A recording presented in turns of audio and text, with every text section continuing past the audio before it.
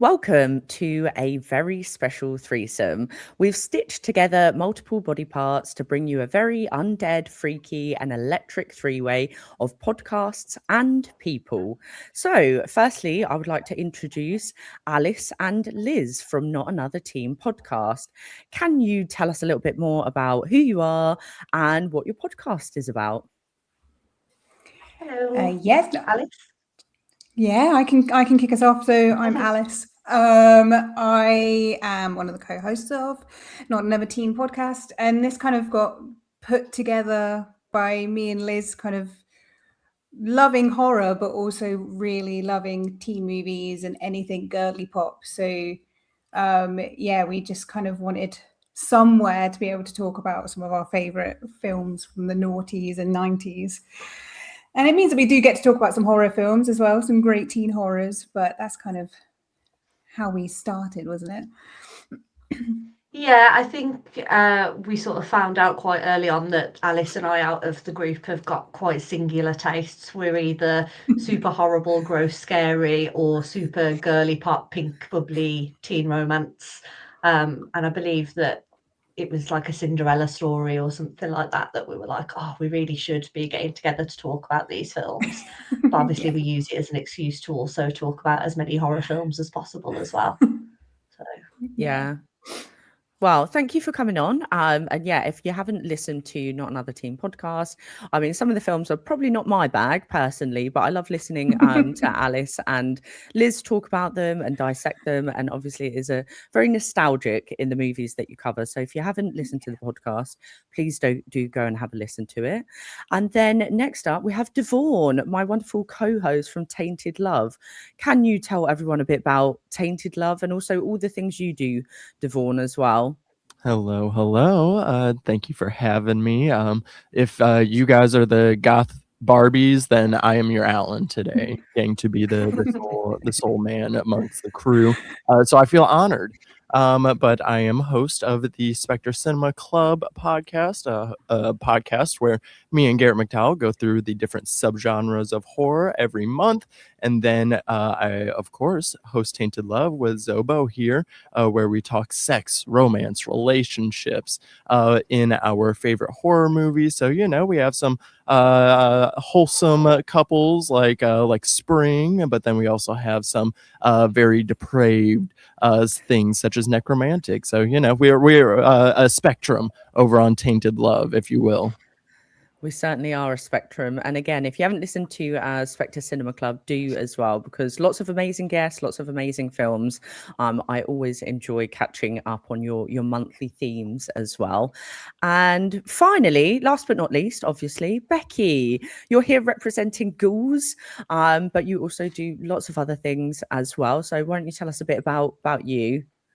Yes, so I'm Becky. I'm a freelance journalist based in the UK, covering everything from film and TV to showbiz over at Metro UK, Digital Spy, Film Hounds, Fangoria, and like Zoe said, Ghouls in our latest iteration. I'm one of the editors. I do Midlands events with Liz. I do a little bit of podcasting here and there. I am the rubbish version of Liz when she's not there on Not Another Team pod. You've not had me over on Tainted Love yet, but I'm hoping you'll cover something my bag at some point. And yeah, that's pretty much what I do.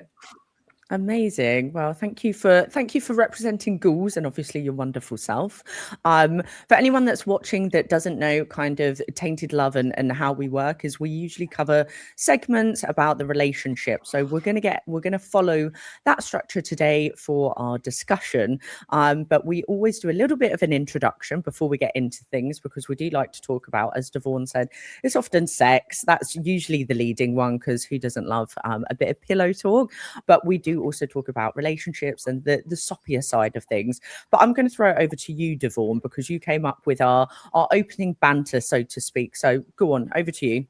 Yeah, so I mean, this is a special occasion. We haven't had any guests in our podcast bed, so to speak. So this is very fun, so everyone, we can, rub shoulders and, kiki a little bit here. I was curious about what everyone's favorite horror movie character that was a sexual awakening for them. So, and this can also be a recent sexual awakening. Doesn't have to be your adolescent coming of age. It could be a recent kink that may be awoken in you from a character, perhaps. So, Zoe, would you like to start off? You knew that I was still deciding mine. That's why you made me go to first to fourth, wasn't it?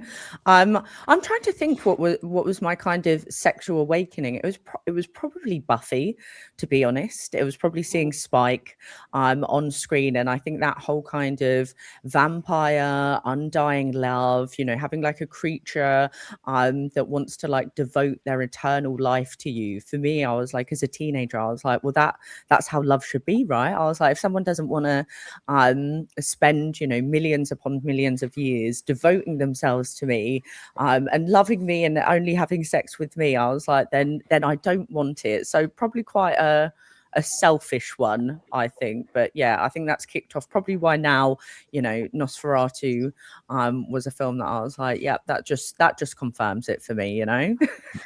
Hey, we all got a little monster fucker in us, or at least I think we all do, but we all don't admit to it. So kudos to you there.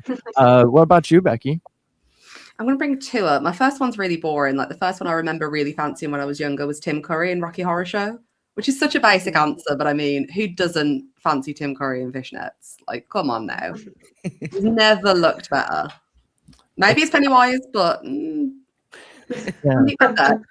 Like we're doing a Ghouls launch, we're talking about, and you mentioned more recent ones. The first thing that popped into my head was Suitable Flesh, because that sent our group chat completely insane. Judah Lewis in Suitable Flesh. So whenever I think of sexual awakenings in horror, or even sexy horror films, that is the first film I always think of. And it's definitely not the sexiest, but I have never known any of us come out of a screen at a festival more ready to like drink a million drinks and stay out all night talking about one man. He was the group chat icon for like 18 months. Oh, I mean, you got to have a flagship, for the group chat. I think that's very important.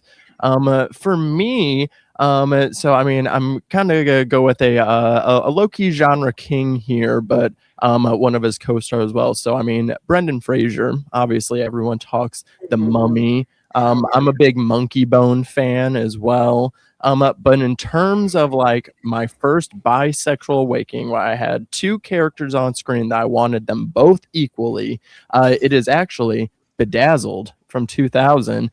Brendan Fraser and Elizabeth Hurley playing the devil was everything to me. The sweet boy with her spicy devil, and they actually form like a really nice like friendship. They don't have like a romance between the two of them, but they have like a very nice like platonic friendship. But at the same time, I was like, you guys are so equally hot, I cannot choose, so I will take both of you, please. So Bedazzled from 2000, if anybody hasn't seen that one. Want to kick it over to Alice. How about you?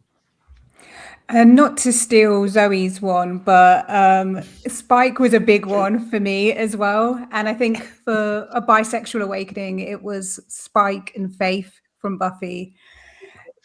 Made me feel things that I wasn't really sure what they were when I was, 13, 14, when I was first watching Buffy. So I think they were the kind of main ones.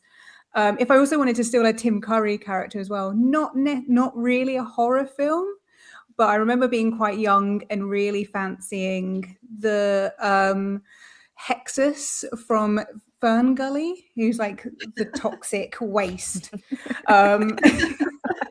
But it's Tim Curry. He's just got such a sexy voice, and that song that his like villain song is so sexy. So yeah, I'll throw in a little kind of non-horror but villainous character in there as well.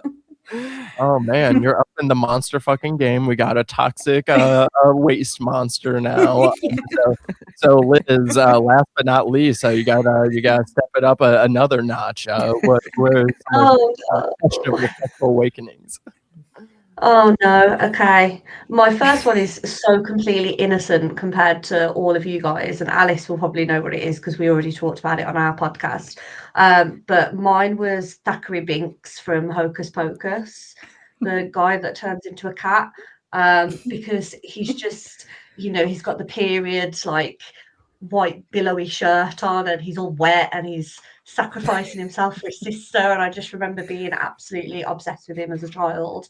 I guess more as an adult, it was Bill Moseley in The Devil's Rejects. That's my sort of adult. That was probably the crush where I realised, like, maybe I'm not all there. Maybe I'm not okay. Maybe I have got quite questionable taste in men, because him in that dirty white vest and sweaty beard and long scraggly hair just, I don't know, does it for me. Two very polar opposite things. Hey, I support that because I feel that. I felt very similarly. I was like, he's got that like kind of like skinny shredded abs thing going. I'm like, okay, Bill Moseley. So I can see it, despite his despicable nature. Yes. Well, they're all great picks, and obviously, I'm sure at another time we can talk more about problematic crushes, which I know that we've all got a few of those, and I think Devon, we've spoken about that briefly before on our podcast too. But today we're going to be talking about a film that's slightly more wholesome, I think, for our tastes here, and that movie is Lisa Frankenstein. So this was directed by Zelda Williams. It was written by Diablo Cody, and it's starring Catherine Newton as Lisa and Cole Sprouse as the creature. So I didn't write a synopsis because obviously I forgot that. So Devon's being put on the spot today and is going to give us a brief synopsis of what Lisa Frankenstein is all about. Yeah, well, I mean, it's a familiar story. I mean, this isn't credited as based off of Mary Shelley's Frankenstein, but of course, if you're familiar with Frankenstein and many John Hughes teenage rom-coms of the 80s, then I think you'll know the beats of this.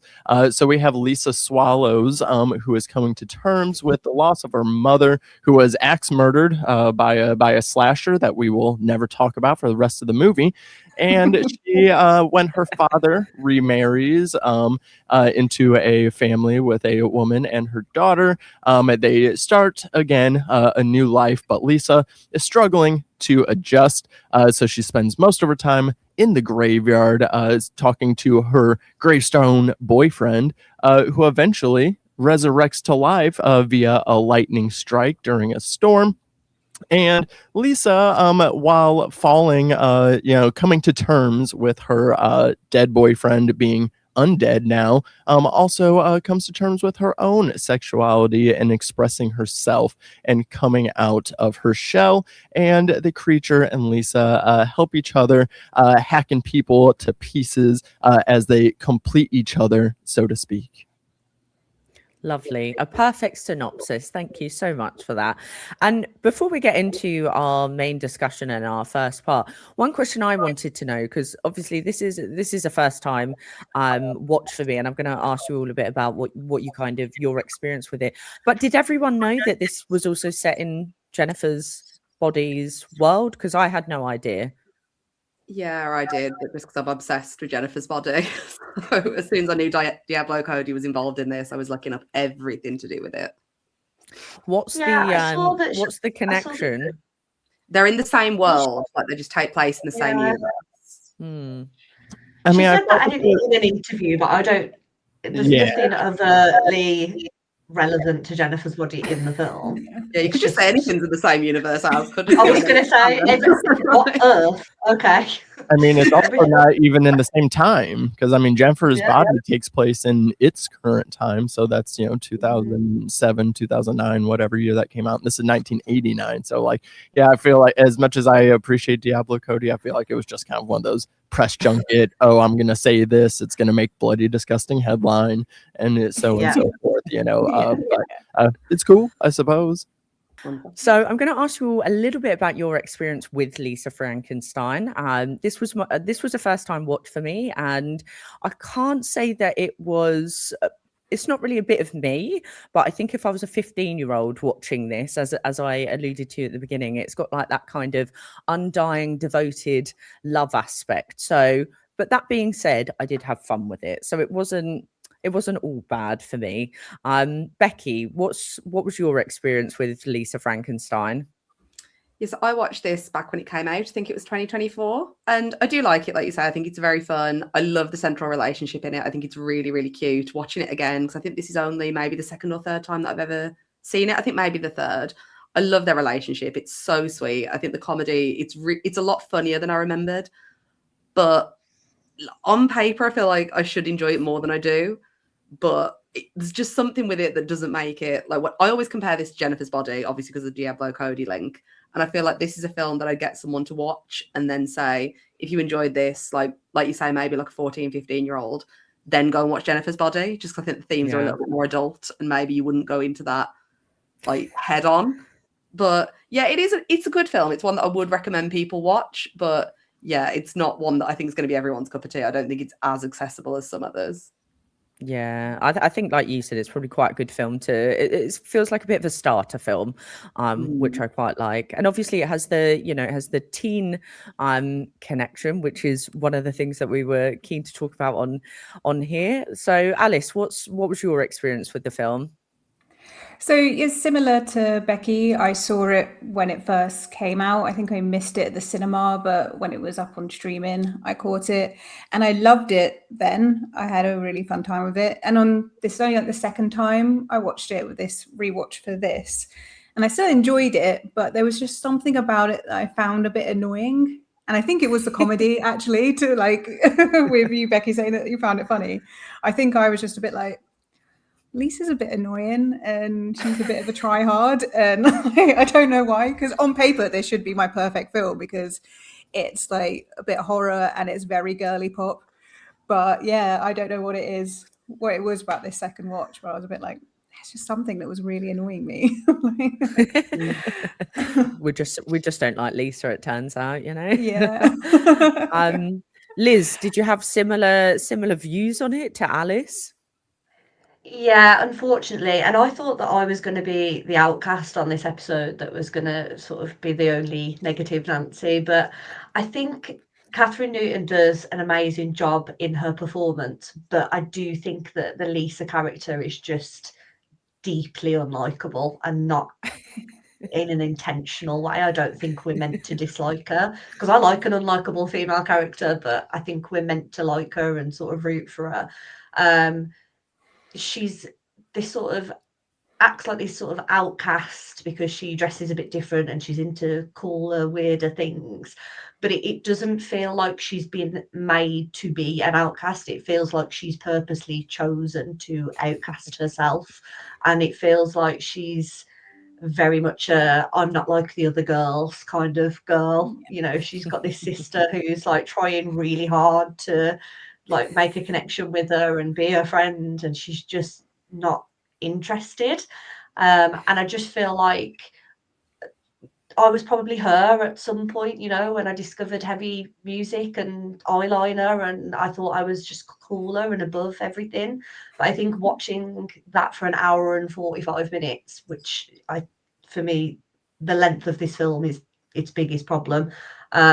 It's just, it's not that enjoyable. I prefer Cole Sprouse, even though he has like 2 lines of dialogue in the whole film. Yeah.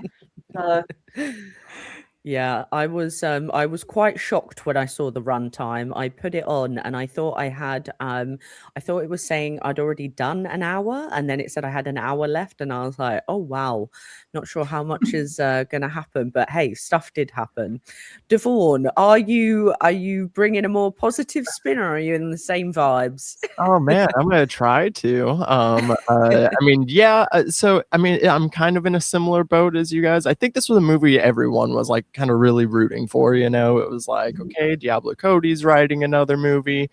Zelda Williams, this was her debut. Daughter of Robin Williams. I didn't even know that when it like first initially dropped.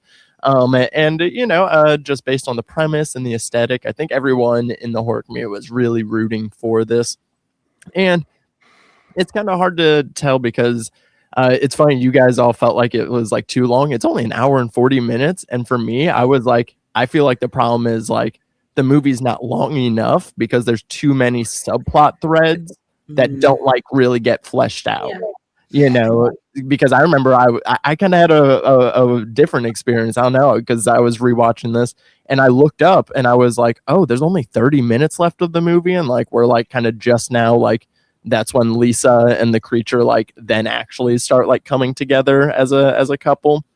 And so I was kind of like, oh, we don't really have much time left for this now. That's unfortunate. I kind of want to be able to like spend more time with this. So like for me, it's like I like the world a lot. I really love the tone, the comedy. I really love all the characters. I think they're performed really well, but also have just like really good chemistry, whether it be like Taffy and Lisa or Lisa and the creature, or I think and I think the comedy really works. I think it is really funny. So like for me, it's enjoyable and like great needle drops and things like, so it's like I could spend more time in this world if we were able to kind of tap into some of the relationship themes a little bit more. I don't know. This movie is PG-13 and I wonder if they edited things down, like maybe not only the gore, but also like maybe edited like story stuff down to like make it shorter.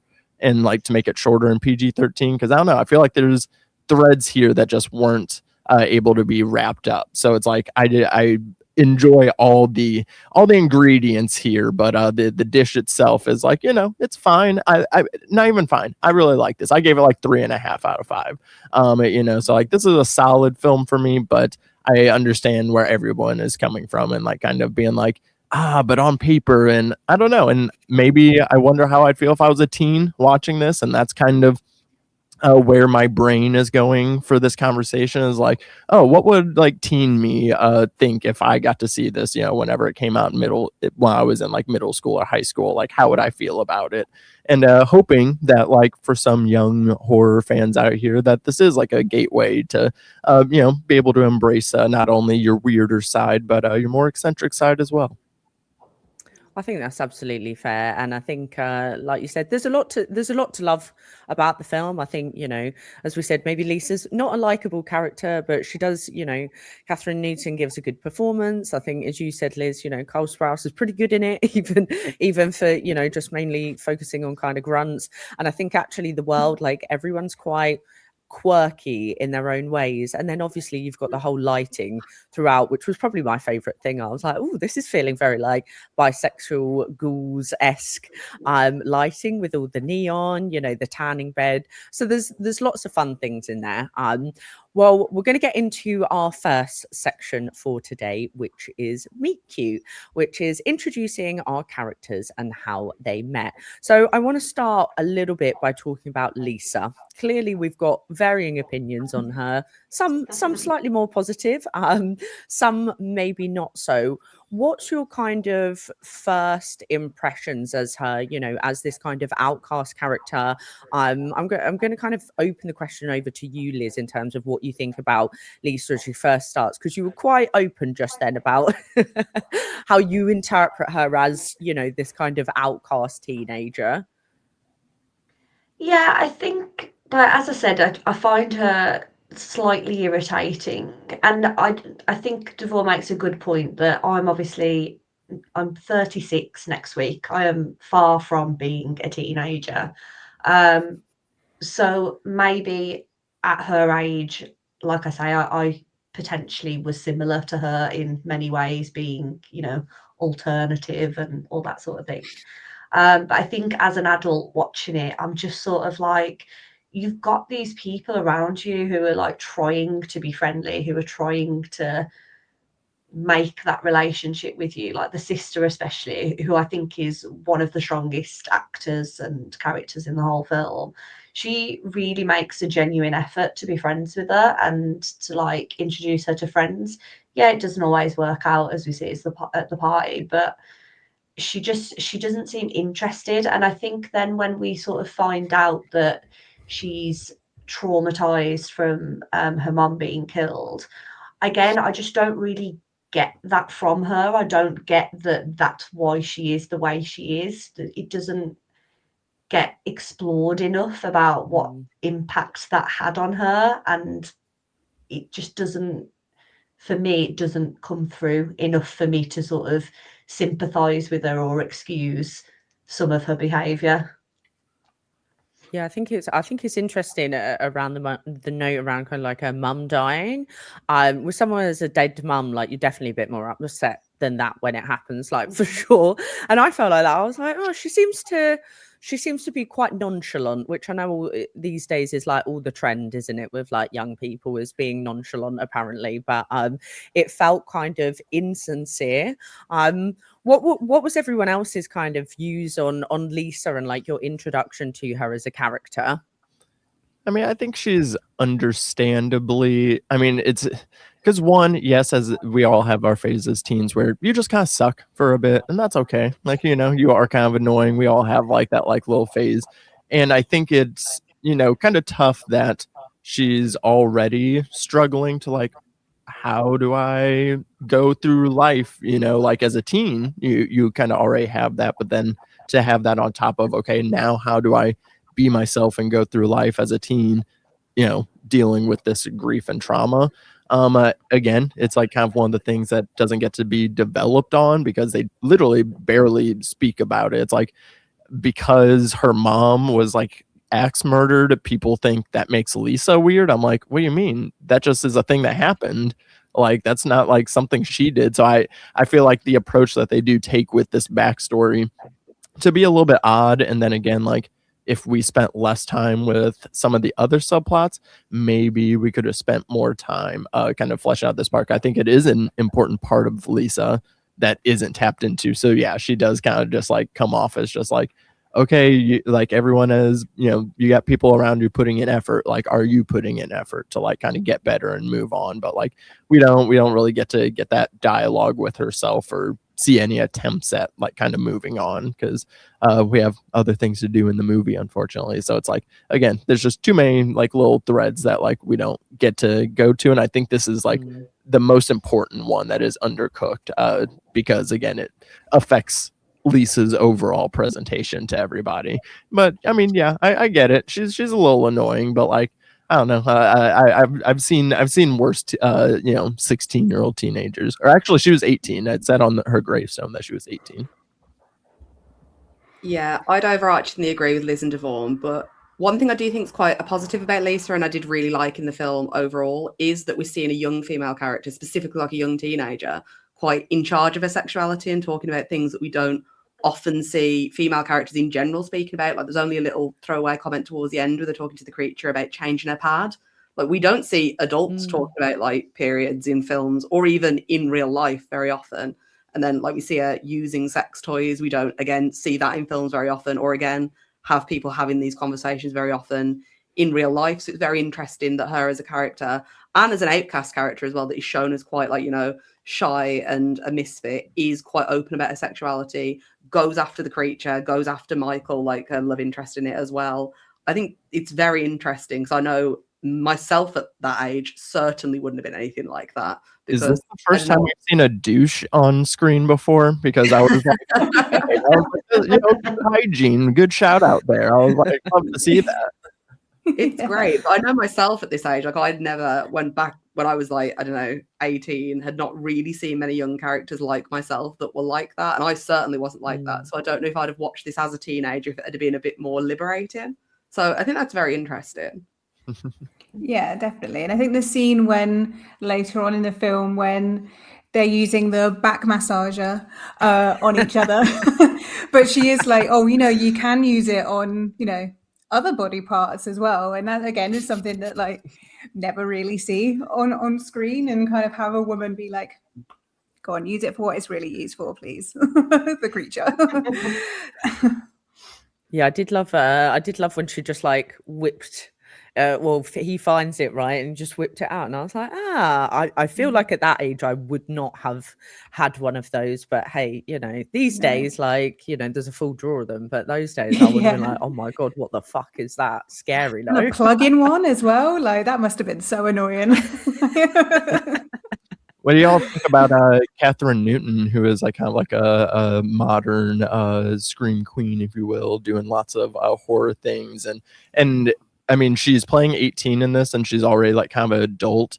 Do you think she sells the outcast enough? Because I think her performance is really good, and like, because she's like clearly a gorgeous person, so it's like one of those things like, how do you like make it believable that she's like this outcast? I think her like awkwardness and like actual low-key like physical performance in this, because like I love her like awkward stiff arm walk, like, you know, kind of homaging Frankenstein. I'm obsessed with it, and like the way she like kind of doesn't like move her like head. She like keeps her like neck stiff when she's moving around, like kind of like Michael Keaton Batman. So like I kind of like I think she brings the like kind of stiff awkwardness to like kind of offset to like forget that it's like gorgeous Catherine Newton on screen. Yeah. And she's also got like really fizzy hair and wears glasses. So the teen movies that me and Liz watch, you know, yeah, they're all just like, that's the awkward character because she's got big hair and wears glasses. So. Yeah, I think everything that I've seen her in, she always brings this sort of almost nerdy, endearing, like goofiness to the character, even if she's not, you know, even if she's playing a bit more of a straighter character. And I get the feeling that in real life she would be really sweet and really fun and probably a bit of a nerd.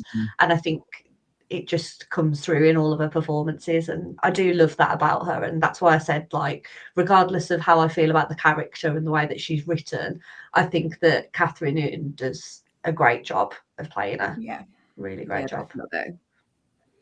Yeah, there's definitely there's some great performance. I like her in this as well. I think she's good, even though I had to Google her just before we joined here to be like, I recognize her, but I couldn't quite remember what she's from. But anyway, so then we are going to talk about our creature. Obviously, we need to talk about Cole Sprouse in this, which I was looking at him and I was like, where do I recognize him from? And then I remembered that I didn't remember him as Cole Sprouse. I remembered him from Daniel Isn't Real as the guy in that, and then I connected the dots from there. But we have the creature who is resurrected from the graveyard and is essentially kind of her, as you mentioned earlier, Devon, her graveyard crush that she often visits in the graveyard, as you do as a teenage girl looking for your next love. And it's all very nice. What's Devon, you mentioned kind of the black and white dream sequence in this. Do you want to talk a bit more about what it was within that you quite liked? Yeah, so I mean, our meet cute phase one is, so the gravestone boyfriend, she goes, she takes care of his like gravesite, she reads poetry to him and kind of fantasizes about like who he was beforehand. And so she's like kind of falling in love with the idea of him. And then later on, whenever Lisa goes to a party and she trips balls, she sips. I'm very confused because she didn't take like a capsule or a tablet or anything. She sips something out of a cup, but then which makes it look like she's like tripping on shrooms. I was very confused as somebody that does imbibe in things. I was like, what is actually going on here? I'm kind of critical about trip scenes in films. However, the aesthetic of this trip scene, I think, is really cool, kind of blending some of the different visuals, because over the credits we get the creature's backstory, and also he's credited as the creature because obviously that is the thing in Frankenstein, but this is like an actual person though, and I think that is an interesting change, that he like does actually have like a full life and isn't like fully stitched together. He just needs like a few like spare parts to like tune him up, you know, and just needs to be cleaned a few times. So we get to see her like kind of fantasize this whole Mary Shelley-esque gothic homages to like different films, and like and her dancing with him. Him is a stone version of Cole Sprouse. Still would. Something about Stone Man Cole Sprouse Absolutely is doing it for me. I mean, who wouldn't want to have Cole Sprouse as a concrete version, right? Yeah, and I think it's the same night, like, so she like kind of has this like dream and like trips out, and then like whenever she gets home, there's like, I think that's when the lightning storm is also happening. Oh no, it's actually happening later because there's a tornado line, because I remember Taffy saying it's a tornado warning, not an actual tornado. So this is a Midwest movie, which is some Midwest representation with the tornado talk. But the lightning strikes kind of brings him back.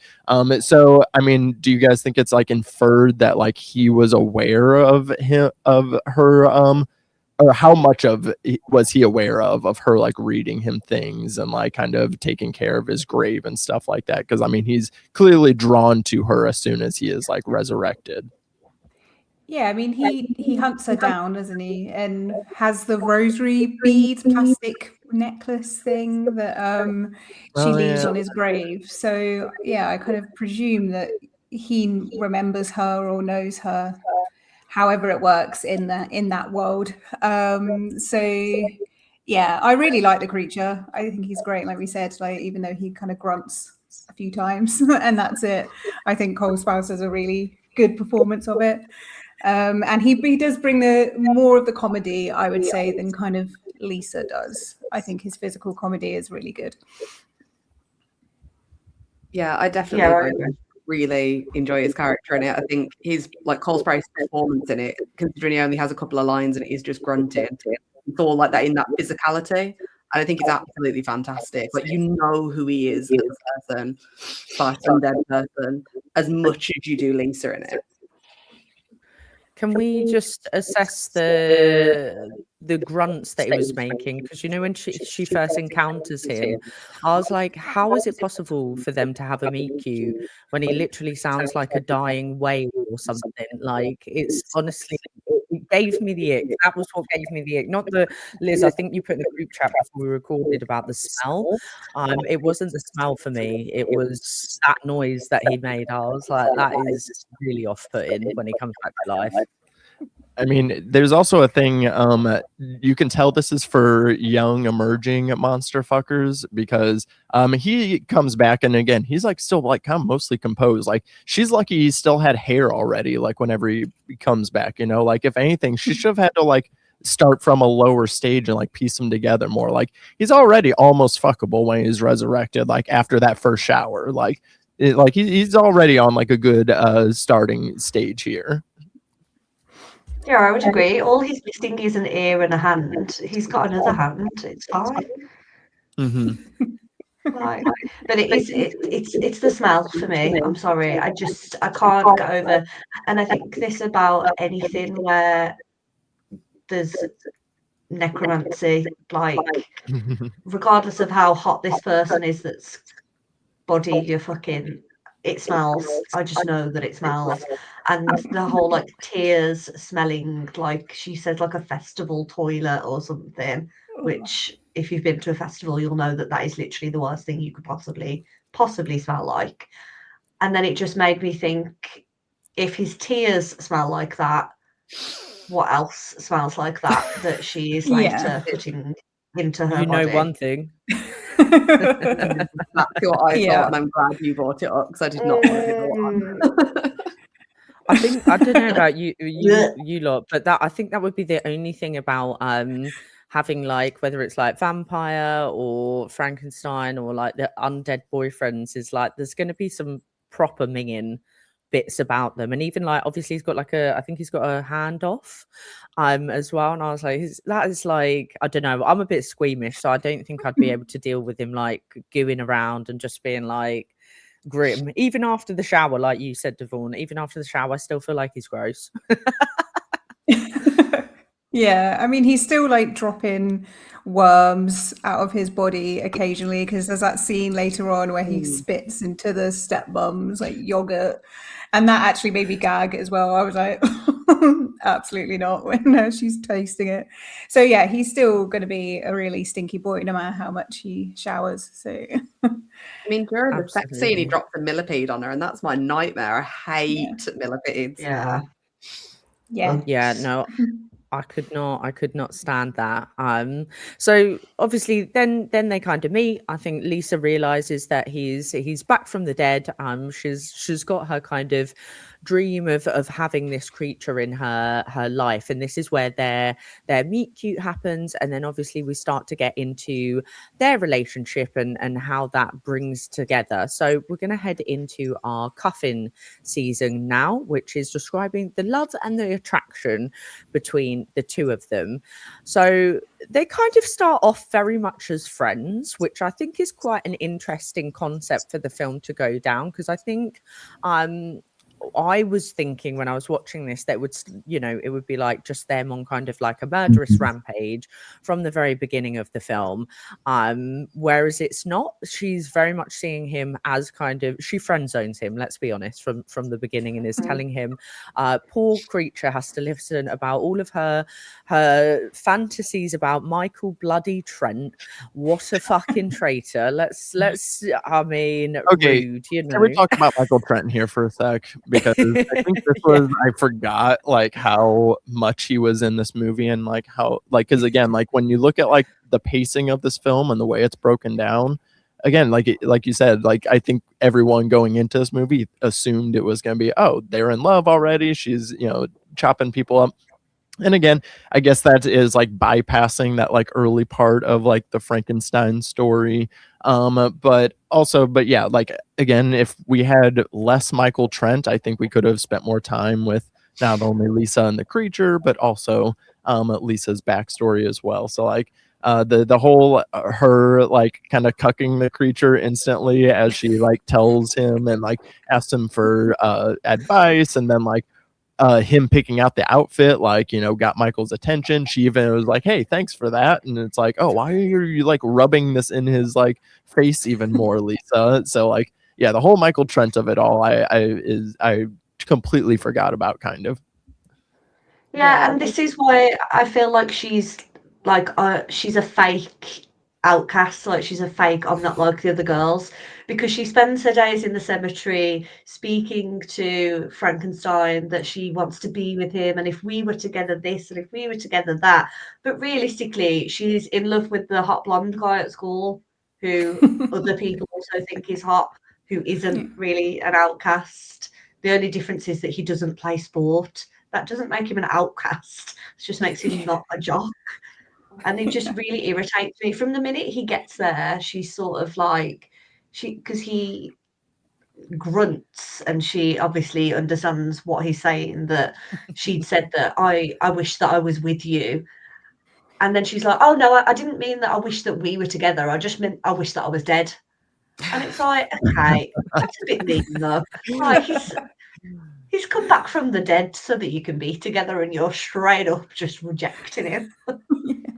Yeah. I mean, I don't know. She might have, she's kind of giving that energy of she just found the used for the first time, and like saying their stuff and like, yeah, no, that's like, this is exactly what I want. But and so I mean, I get like why, like there's the whole like Michael Trent where it's like, oh well, she's crushing on the wrong guy when the one that she wants is right there. But it's like, but you also manifested him to like kind of be here, so like it is kind of an interesting direction for her to like kind of be scared of that off the gate. Now, no, maybe do you ever have that where like somebody is like, oh, it's too good to be true, so like I'm gonna like kind of like be scared to like kind of commit and like go forward into it, when you're like, oh wait, it's everything I wanted, what if I fuck it up, so like I don't know if maybe she's kind of feeling like a teen version of that, perhaps.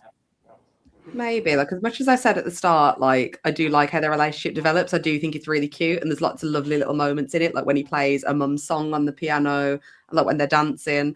I do think it's a little bit savage. Like, she likes Michael Trent all the way through this, and then when she finds him in bed with Taffy, she goes to the creature like after he kills Michael and says, well, do you love me? Okay, well, we can shag then. Like, that's the only prerequisite. It's not that, oh no, I like you now. It's like, oh well, do you like me? Okay, then let's go and take each other's virginity, or not his, because he does obviously say that he slept with someone before. But like, you can take my virginity because you like me. I don't like you. I still like this guy, but he's dead now. So It feels very much like a modern fable about current dating.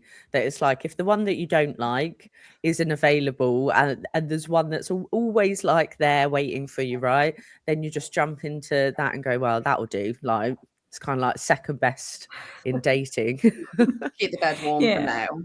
Yeah, and we do see that a lot in teen movies as well, don't we, Liz? Like in one way or another, that the nerdy girl or the outcasty girl always fancies the popular, good-looking boy and disregards the nerdy or undead boy in this case until the very end, and then she's like, "Oh yeah, actually, you're the one." So it's just kind of a little bit of a take on that, with her being a little bit more ruthless of just being like, "Oh, okay, you like me, then I guess I'll shag you." So we've all been there. Come on, like, That's more realistic, I will say, actually, at that age, and also now. I mean, I guess she's kind of rejecting herself a little bit because, like, the creature is that, like, he's the gothic romantic poet guy, and like that's what she wants to embrace in herself. But like, I don't know, I guess going for Michael Trent, even though he's also kind of that, he's just the modern version because he's also like the cool media, music, poetry guy. So again, it's like she's red flags, all of those words are red flags. I'm sorry. Yeah. I'm a feminist because I read Sylvia Plath. Like, I'm sorry, but when I was watching it, all I could think was, if I was her age, I definitely would. I know, he literally compared her to the only two like female poets that he could like think of. yeah. Oh God. Yeah. No, I can't stand Michael Trent. And obviously, as you mentioned as well, Becky, we have the interesting kind of intersection with Taffy, where she's obviously meant to be like a really nice sister. She's an interesting character in herself, actually. Maybe we could talk about her for a moment, because I don't know what it is about her, but she says a few things. Obviously, her relationship with her mum, I think, is weird. Like when the mum has been killed by the creature, and Lisa and creature dump her body, Taffy is trying to describe to the police everything about her mum, and she obviously gives this incredibly descriptive like call of what she looks like, what perfume she's wearing, everything. And it's just really, really creepy, in my opinion. I was like, if my kid described me like that, I'd be like, I'm glad I'm like dead in the ground right now.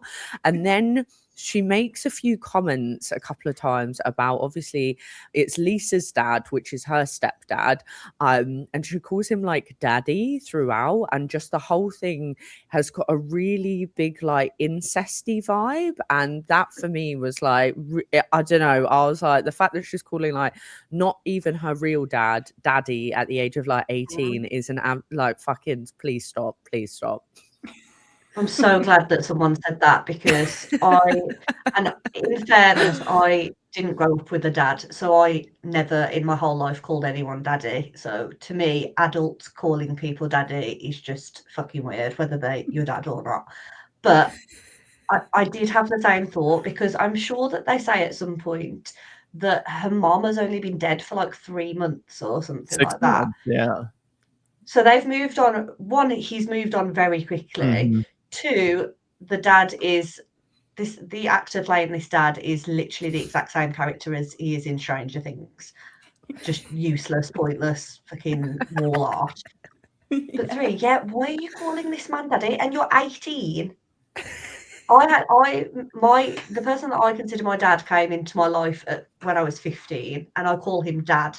And it took me probably about 6 years to even call him dad, let alone daddy. I like Taffy. She's probably my favourite character because I think she's really funny and she's got the best like little one-liners. But yeah, that icks me out hard. Yeah, I agree. It's weird. Yeah. I mean, Taffy is a interesting character because it's like, on one hand, she is trying, and it's a weird situation for her too, you got a new dad, got a new sister, with all the like kind of baggage and everything. And it's like sometimes she like comes off like it's like almost like she's like giving like backhanded like advice or compliments to Lisa and stuff. So like sometimes she gets under my skin, but at the same time, like, yeah, that is what it's like when it's like, you have sisters that are like that close in age, I have 3 younger sisters, and like the 2 that are like closest in age are the ones that like don't get along like the worst, so because there's always like kind of like that like little bit of cattiness because they're like similar ages. So there is a little bit of that, but like, yeah, at the end of the day, like Taffy is, trying to help Lisa and everything. And so it's like whenever she does sleep with Michael Trent, it's like, well, is it because like, Lisa kind of, like subliminally pushed her to that, to where it's like, oh, I'm trying to help Lisa. She's not taking it. She doesn't want to be my friend. Oh, well, then fine. I'll sleep with the guy that she likes. Or was it even, intentional? Did it just like kind of happen already? Who knows?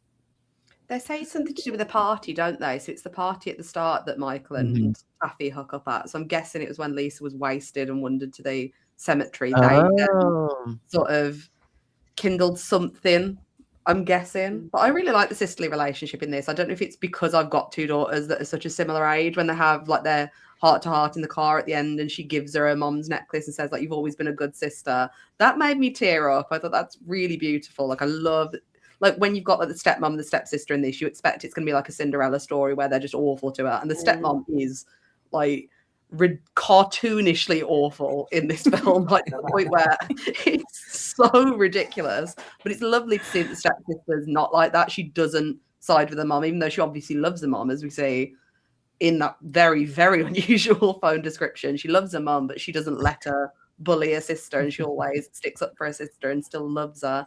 And it's lovely to see Lisa reciprocate that, even though we do see, like Liz says, she's really trying to outcast herself in situations. She doesn't throw Taffy under the bus for being, the popular cheerleader. She loves her as the sister, and I really love that speech in it. I think it's so sweet. Yeah. It's funny that you mentioned the speech, because I read that completely different. I thought she was like just being sarcastic bitch to her sister. I was like, clearly, I mean, I don't have sisters. You just had it. I've got a brother. You're with Lisa up to that point already. You were just like, I was like, is she just like pretending to be nice now? But clearly I picked up on the vibes wrong. So thank God I don't have a sister,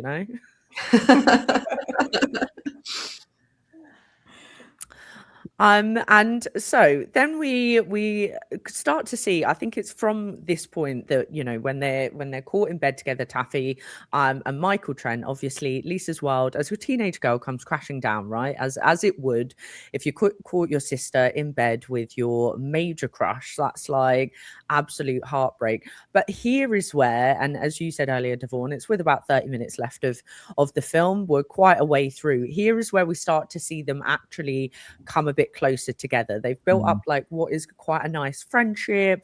They're getting very close. And of course, we have the amazing scene where the creature bursts in and cuts off Michael Trent's dick, which is, for me, I was like, that's pretty romantic, And he also, I think, one of the other parts, and I think actually this probably ties into your point earlier, Becky, about kind of looking at like the sexuality of this film, is there's a really important part where they meet up with a guy called, I think he's called Doug. And at the beginning of the film, when she's been spiked and drugged, he is her lab partner, very unsuspectingly looks like he's going to look after her.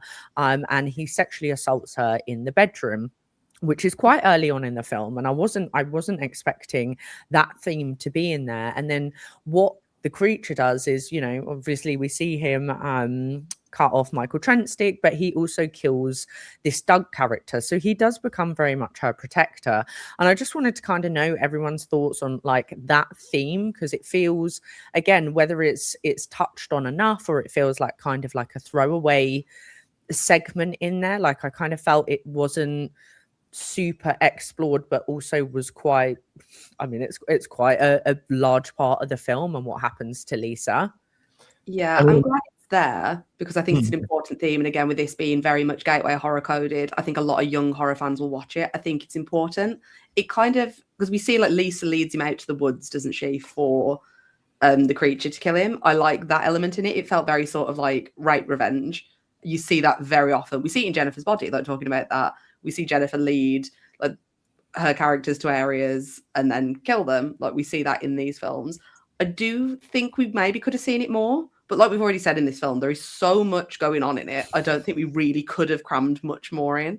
And I think for a gateway horror, it could have been maybe a little bit too explicit with going further into it. Yeah, I mean, it's interesting because on one hand, like all the things, you know, like with Lisa, you know, ignoring the one that's supposed to be for her, because like on paper the creature does nothing but like help her out, you know, all these things, like because he, before even killing Doug, he kills Janet as well, which shout out Carlo Gugino, also genre queen herself, looking fantastic, even if she is playing yes, a very cartoonishly evil stepmom in this movie. But yeah, so he like kind of comes along, he kills, and then there's like kind of like a spark, you know, because like after you know, after he kills Doug, that's whenever they have like kind of their like first like really sweet moments. There's a shot of her sitting on his lap while she sews Doug's hand onto his hand, and I was like, okay, see, this is what I came here for, like this kind of like moment here. And so these moments only kind of come after the creature does kind of do something violent for her, which I find fascinating. Like, you know, like I think maybe Lisa is supposed to be just like, hey, embrace your toxicity, girl, on top of like, you know, your weirdness, because like that seems to be whenever she's like kind of feeling herself, but also feeling the creature too, is like when that's involved, because like whenever the creature isn't killing for her, she doesn't care. Like she tells him about Michael Trent. She gets him to jerk her off with the vibrator, but then like even after that, she's still talking about Michael, and she still hasn't like kind of committed herself to the creature at this point yet either, until he then kills Michael Trent and chops his dick off, and that's like the ultimate violent show of affection. And then that, I guess maybe that's what tips her over the edge. It's very fascinating. Yeah, I He think obviously didn't try and. Sorry, go on. No, it's Sorry, go okay. on. I think that I would have liked to have seen more, and maybe this would have potentially tipped it over the edge of going more to like a 15 rating rather than like a PG-13 12A. But like it would have been cool to see that Lisa Frankenstein like really like gets off on people being killed, rather than it just seems like it's kind of brushed over, but she clearly does, because that's when she's like, oh my god, the creature, like you're great.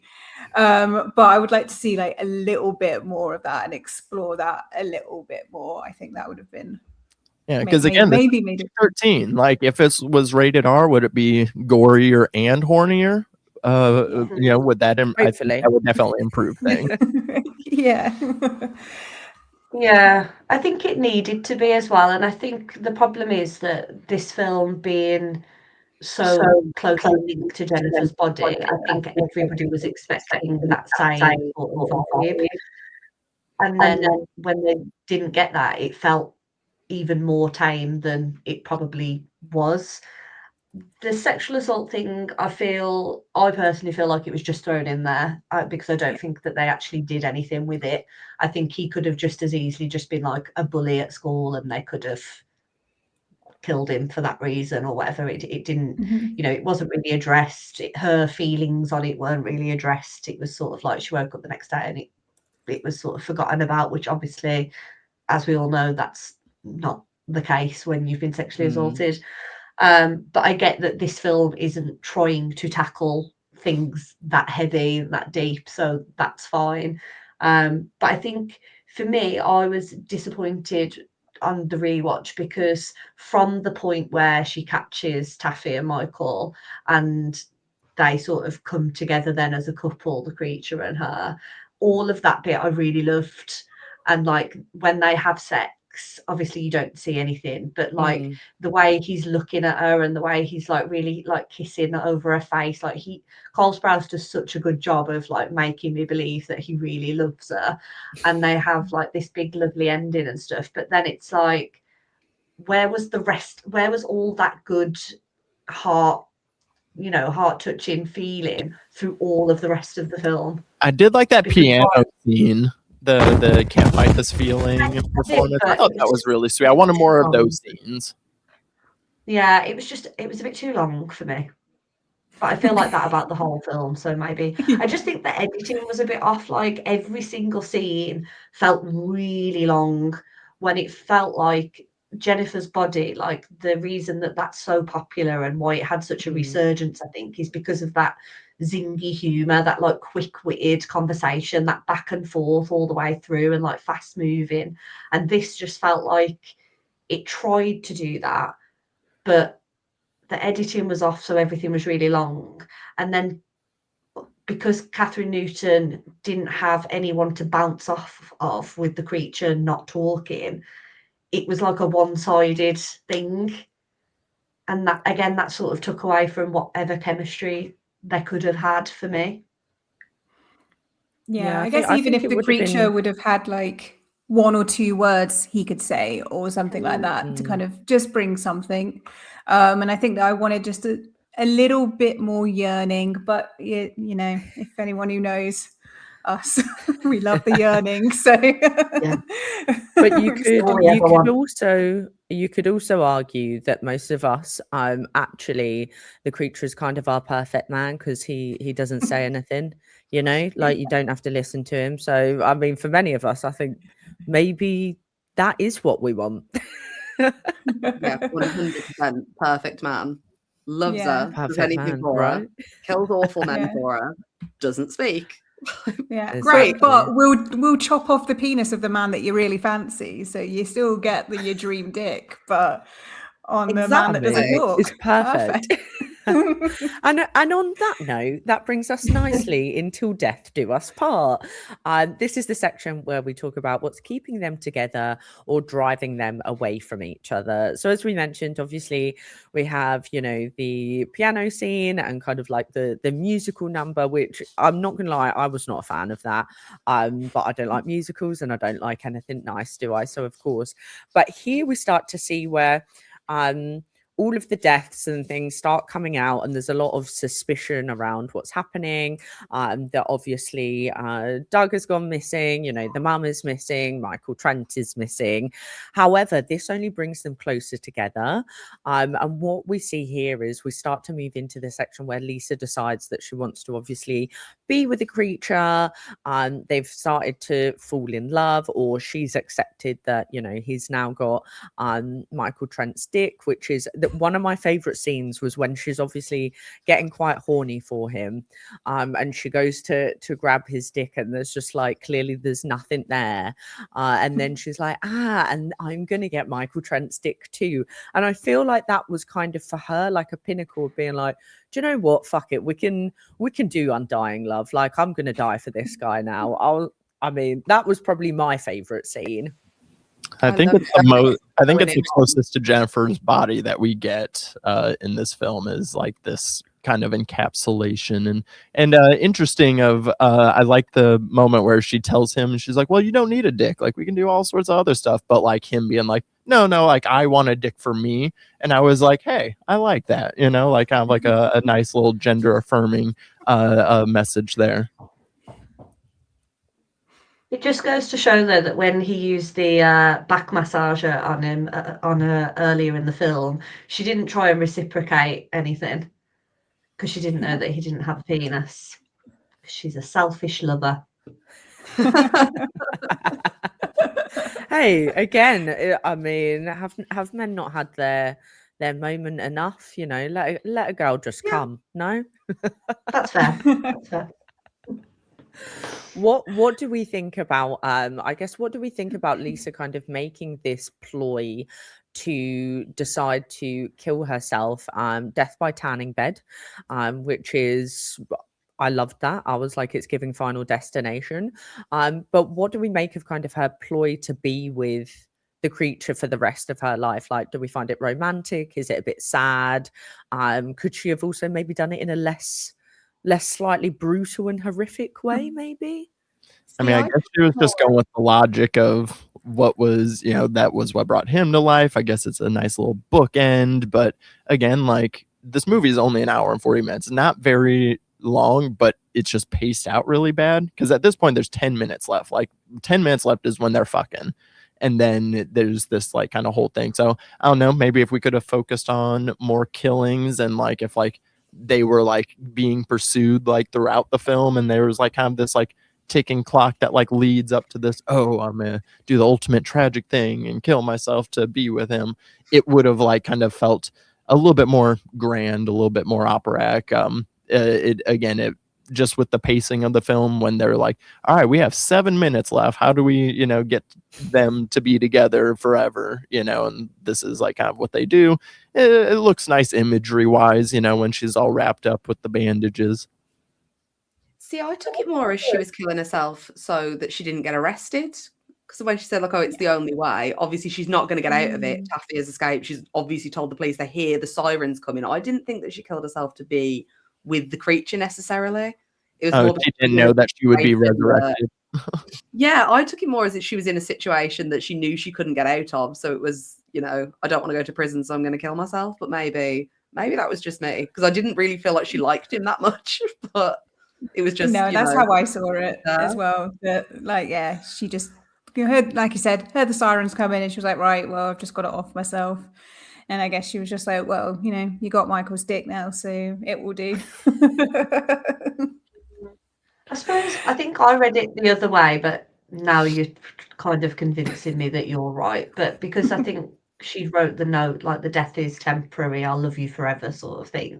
I think the first time I watched it, I thought she was going to just be dead, and then that he was going to kill himself again and re-die or whatever, and that was it. That's why she was saying this is the only way, like that we'll just both be gone and we'll both be together somewhere else. But then by the end, it's kind of like he suddenly looks like a normal human again with colour in his face, and she looks like Tippi Hedren in The Birds, covered in bandages. Yeah, it didn't. It was an odd choice from her, I think. But I kind of, like I say, I liked all the ending, and I wish that the rest of the film was more like this. I thought what I quite liked with the tanning bed death was it was and it's just remind me of like obviously the signal, isn't it, for like Frankenstein is like the lightning bolts and electricity. There was one fun bit that I forgot to mention, was when they did the little lightning bolt on their hand, which if you're like a like 2000 scene kid / emo that would have drawn a lightning bolt on your face or on your hand, that like cringed me out and made me so embarrassed. But I liked that with the tanning bed, it was almost like a modern 80s like electricity kind of buzz that they created, that kind of throw back obviously to like Bride of Frankenstein. So I like that aspect. But yeah, when I saw her in her bandages, I was like, girl, you could have done anything. You could have taken more of those wacky mushrooms and had a good time going, I mean, I guess is this the again like the teen, kind of dumbness of being like, okay, well, I have no other options right now. I guess I'll kill myself in the tanning bed and be with the undead guy, is like the ultimate, like, and again, like sometimes, like if you like go back to your teen brain, we at times kind of wish we would have made that choice as well, at some point, maybe, again, being able to know it's not the rational one. But again, I can think back to some times that like 15-year-old me would have been like, oh yeah, I totally would go, like kill myself to be with my undead girlfriend. Like that's so much better than this life. Which emo days. Stupid decision for a partner? Which adult has not made a stupid decision for a partner? Like, it's not that out of the realms of possibility. Let's not go down that route, Becky, because we'll be here all night if we start talking about the wrong partners we've all chosen in adult life. And that kind of starts wrapping us up. And obviously we see at the end, there's this, what I think is a fairly kind of romantic closing with her all in her bandages and he's reading her that poetry, and then, her eyes open, and the film finishes, and it's, insinuated that they'll live together forever. Whether happily, I don't know, because I think Lisa, I feel like she could be led astray with someone else, but it's neither here nor there. Who are we to judge in these trying times? So that brings us on to our couples counselling segment, which is where we give some advice or some personal anecdotes to Lisa and the creature on what they could do better in their relationship. I think for me, the thing that I felt that you could learn from Lisa and the creature was kind of take your time with well, I'm going to say falling in love slightly loosely because whether they are, but I really liked that they obviously have their friendship to start with, and they don't have this instant spark per se. So I think if you want that kind of like undying eternal love, you've probably got a little bit of time to get to know each other. Again, kind of going back to that like vampire vibe. It's like, well, if you're going to spend, the next, let's say, 100 years with that person, maybe get to know them beforehand. Does anyone have any counseling words of counseling that they'd like to give to either of our couple here? I think Liz, you wanted to start there maybe. Yeah, I think, I don't know about as a couple, because I think in reality a therapist would tell the couple not to be together. But I do think I would like to tell Lisa that it's not uncool to have friends and to let people in and to be open with people that are open with you. Like, it's okay to just, let people in a bit. And for the creature, I would like to say, meet people with the energy that they bring to you. If someone is not giving you their effort and 100%, then don't give them yours, because I feel like he is literally killing people for this girl and she could not care less, and that upsets me because Cole Sprouse is cute and he deserves better. Yeah, that's perfect, really. Yeah, I mean, it's like on one hand, I mean, I guess like, she found someone that accepts her for, even her darker side, and the fact that he also has that dark side since he is killing. So, I mean, I suppose on one hand, it is kind of like, a little good for you, but at the same time, like, does Lisa deserve it? Is, I suppose, the question. I think she just needs to figure out that there's other things to live for than just like, oh, well, I mean, my means to the end is, okay, if I don't have this, then I guess I must die for this man and for this relationship. And, that's kind of like hey, you're only 18, you still got so much life and other things to like kind of, motivate you for living other than a relationship. But, if I think this does still satisfy those emo cravings to, again, just just throw it all to the wind, and then you get to, it's like if you could run away with your favorite book crush, that's like the fantasy that Lisa gets to live out here. Alice, what as someone in a nice, lovely, committed relationship with a green flag man, as we say, what would your advice be to Lisa? And then I'm going to ask you, Becky, for a very different opinion. I mean, it's going to be the same advice that we kind of give in most of our episodes as well, Liz, is that, like, I know that Michael's not really like the popular like jock type, but he's kind of, the cheerleaders clearly fancy him because Taffy went there. So don't ever go for the blonde guy who seems to be the cool one, because that's never the case. They're always going to break your heart and fuck you around as soon as they get with another woman. So always go with a weirdo because they treat you right. Well, we'll see about that one. In my personal case, anyway. Becky, your situation's slightly different. What would your advice be? Don't settle down with a man you meet at 18. I settled down with the person I met at 19 and wasted my entire 20s. So don't do that, Lisa. Leave that man. I know you don't like him that much. Just leave. Live your life, because then you'll wake up at 30, you'll get a divorce, and you'll hate everyone. There we go. There we go. We've got some amazing. That's also true. We've got some amazing advice to Lisa. A little bit of everything there, which I think is, we're not biased one way or the other, which is always good. Okay, we're going to come into our final segment now, which is our dating bios. This segment is where we give our closing thoughts, and if we've got them, we suggest a dating app or bio for the characters. So I've written one for Lisa, But before I go into that, I want to ask, has anyone else got any thoughts on what dating apps or what kind of bios any of the characters would have? Because it's always kind of fun to guess where you might find them. And we've got quite a slew of, you know, interesting characters that could be all over dating apps. So I'm just going to throw that out there. Lisa would be on Turn Up, that music one. 100%. She wouldn't even have a good bio. She'd have all her weird, like The Cure or whatever on there. That's where she'd be. Michael would be on every single one, I think, and constantly on it. Word bio as well, with all the poets. Like the one I sent you, yeah. was just a guy that listed poets that you read. Like, and you come across them more often than not.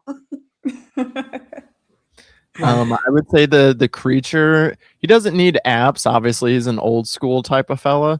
He's that guy that just sits down at the piano in the mall and starts playing, and then people flock around him. He can literally meet anyone doing that.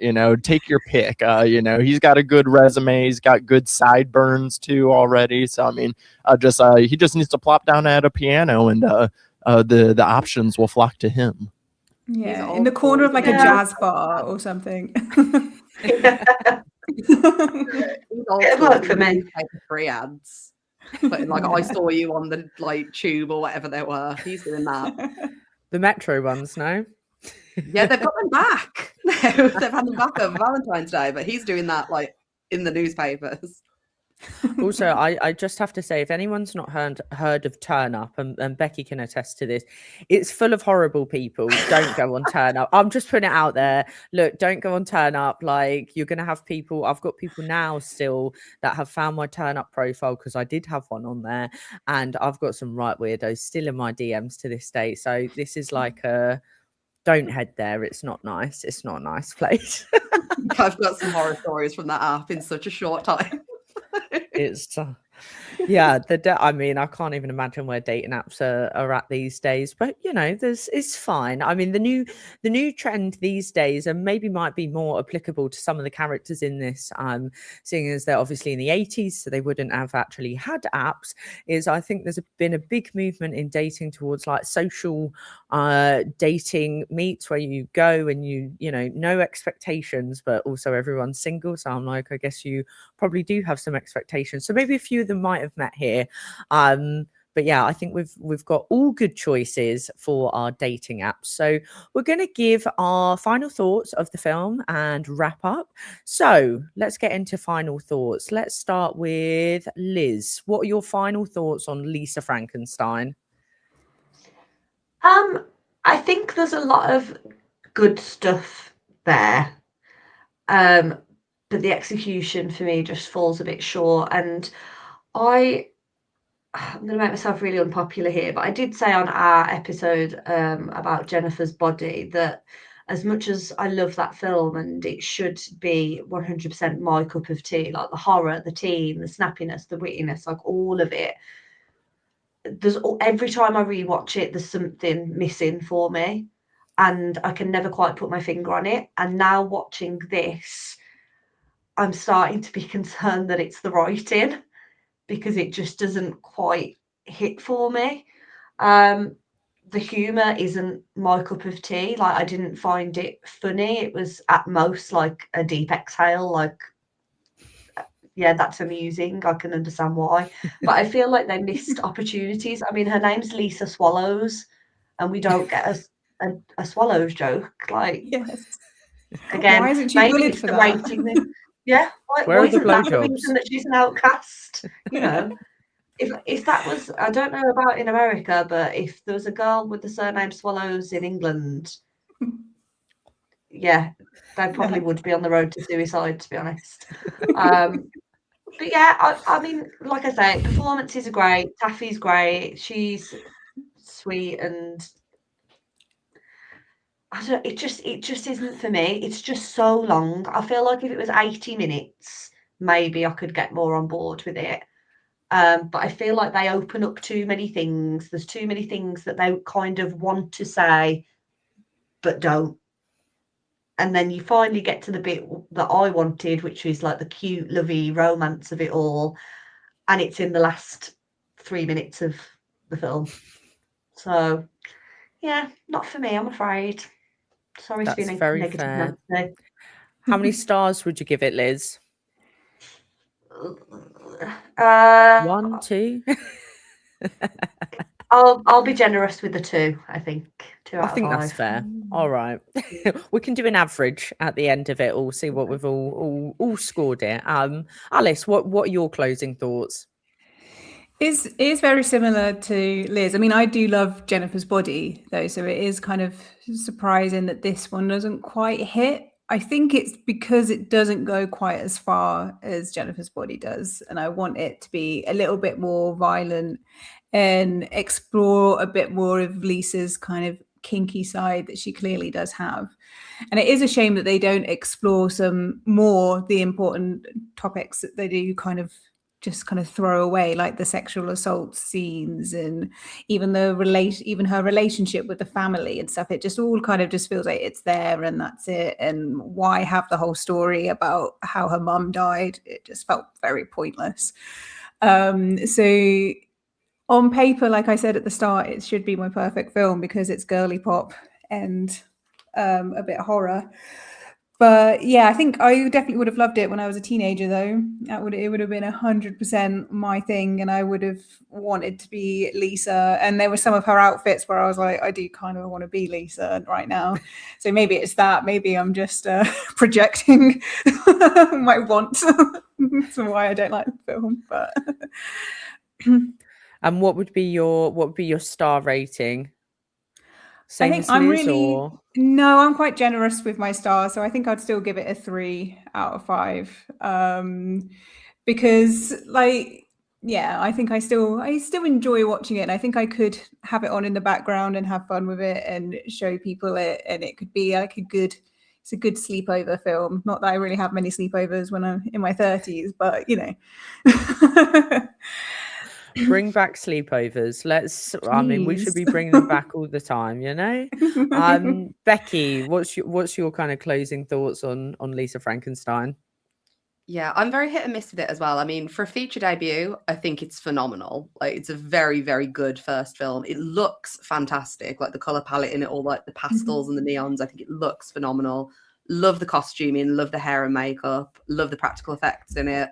Think it's great. I do enjoy the humor in it. I think there's a lot of like physical slapstick humor, which I'm not usually a huge fan of, but I think it works very well in this, obviously with like the shambling undead sort of thing. I think the one-liners is where it falls a bit short because I do compare it to Jennifer's Body a lot, which I do adore as well. I agree. I think there's some themes in this that are sort of throwaway. I don't know if it's because it is rated so low or because they're sort of putting it in because it's something like the writers are obviously very passionate about and they're getting it into like multiple projects, but that's not really the direction this film is going in which case I think you'd probably be better just not touching on it and just having it be an entirely different thing. I think it probably could have done with an editing overhaul, like Liz and Alice have both said. There's parts we could have done without and parts we could have explored more. But overall, I think it's a fun film. It's good. I have a good time with it. The things that I don't like about it are not egregious enough that it makes me really hate the film. It just means I don't really connect with it as much. But again, I don't know if it's an age thing. Like, I think if I'd have watched this as a teenager, like I did Jennifer's Body, I watched that when I was 14 when it first came out.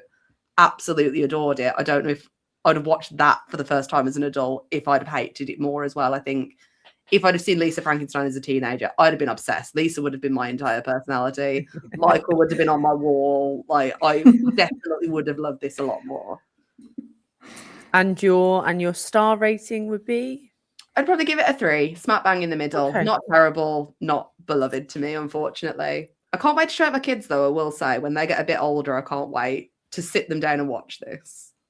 Ghouls sleepover watching Lisa Frankenstein with a little one. Sounds perfect. Let's put it that way. And last but not least, Devon, what's your closing thoughts on the film?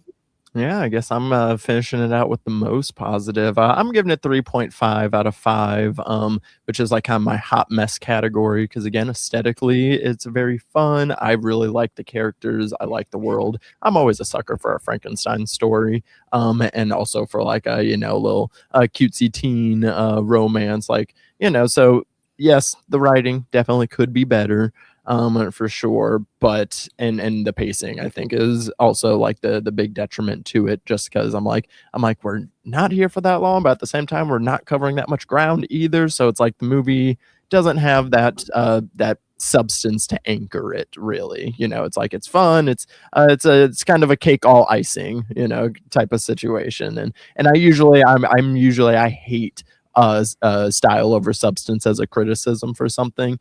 But this one, it's just that the substance kind of just isn't really there. So it's like, it's kind of there by lack thereof. But I could still put this on. I still laugh at it. I find the humor very enjoyable. And its moments, like, again, I really like the piano scene. I like some of their more romantic moments. They really hit when it does hit. But it's just these moments are a little too far in between from what we kind of expected this film to be. So 3.5 out of 5 for me. I think that's fair, and I'm glad that you could bring a bit more positivity to it, Devon. We're averaging it out. I think my score would probably be along Liz's, and maybe actually, I mean, Devon, you said I'm a very harsh score at one point, so I'm bordering 1.5 to 2, but we'll put it as a 2 because I am a bit too harsh. I think it's probably just not really. It's not really my kind of film, is it? Let's be honest. I'm not into girly pop, cutesy stuff. I do think when I was a teen, I might have enjoyed this as like a bit of a gateway kind of horror film. I obviously love all the neon. For me is definitely some of my favorite bits. I think I agree with you also, Alice, on some of the costuming and the outfits that Lisa wears. I think I found the creature overall a little bit silly, and just his movements and stuff were cringing me out like way too hard to be on board with that, and Michael Trent's hair, and there were so many things that I just found really cringy, but I could watch it in the background after having like an edible, and it was quite fun on an edible, I'm not gonna lie. So yeah, I'm gonna leave it as a 2 because I don't want to slate it, and I do think for the right audience a lot of people are going to have fun with it. So I think overall we've given it a fair score. And that wraps up our discussion of Lisa Frankenstein for today. So thank you to everyone for joining me. It's been great to do a three-way podcast takeover. I'm going to get you all to share your socials and plug anything that you have coming up. So I'm going to start with our lovely co-host from Not Another Teen podcast, Liz, Alice, whoever wants to go first, please do plug where you can find Not Another Teen podcast, and then also your personal social media handles and anything else you want to shout out about. Go for it, Liz. Oh, okay. So you can find me on Instagram at kill_Liz, LIZT, and obviously you can find Not Another Teen podcast also on Instagram _Not Another Teen pod. Our latest episode was on Stand By Me.